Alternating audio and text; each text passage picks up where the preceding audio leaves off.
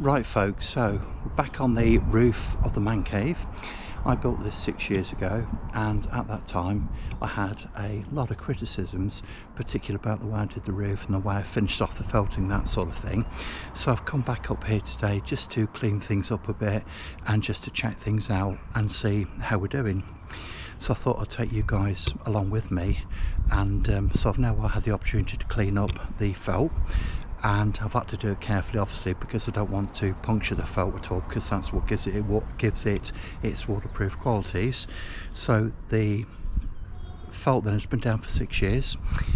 The felt has a 15-year shelf life, and as I say, there were a number of criticisms about the way in which I laid this felt. It's the first time I've done it, so we'll just take a closer look now just to see whether or not those criticisms were justified, and whether your typical DIYer or handyman or just your have-a-go hero ought to try something like this. I'm just going to spin the camera around and we'll take a closer look.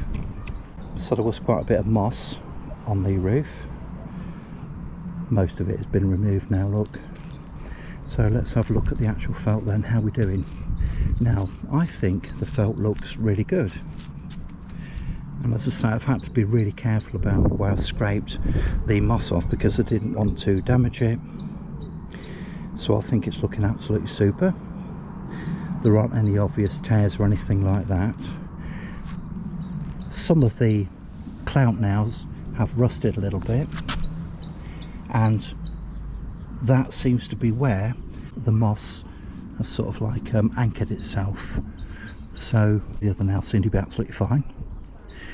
Now, all of the joins appear to be absolutely spot on, and the only thing that I can see which is visible to me is this area down here. So as we can see, it is raised a little bit. There is a bit of a bubble there. Now, whether I could have avoided that, I don't know. Perhaps I didn't stretch the felt out enough. Perhaps it wasn't soft enough or malleable enough for me to get rid of that crease there, but the creases aren't available anywhere else.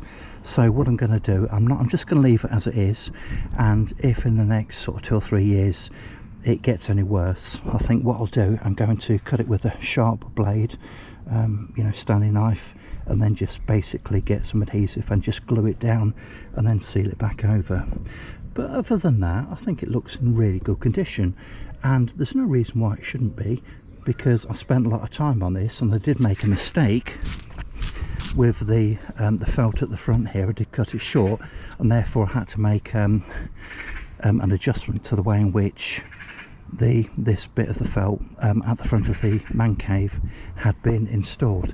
But I think it looks absolutely fantastic. It's still in very, very good condition. I think what I'm going to do after this video, I'm going to get a screwdriver, flat-end screwdriver, just scrape out some of this stuff along these areas here, look, and just get a shot of those, just clear it up a little bit, and probably, I don't know, next year, might even be this year, I might just go over it with some repair adhesive, just to make sure that I get as much out of this as I can.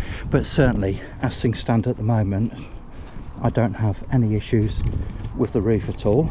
So yeah, there were some criticisms. It may not have been done perfectly, it may not have been done according to professional standards, but the fact is, it's still here, it's still fit for purpose, it's in excellent condition, and I saved an absolute ton of money by doing it myself with no obvious detriment.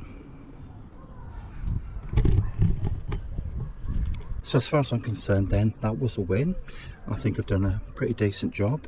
I saved a stack of money, and it's still got a good few years left in it. So thanks once again for dropping by. I do appreciate it. You take care. Bye bye.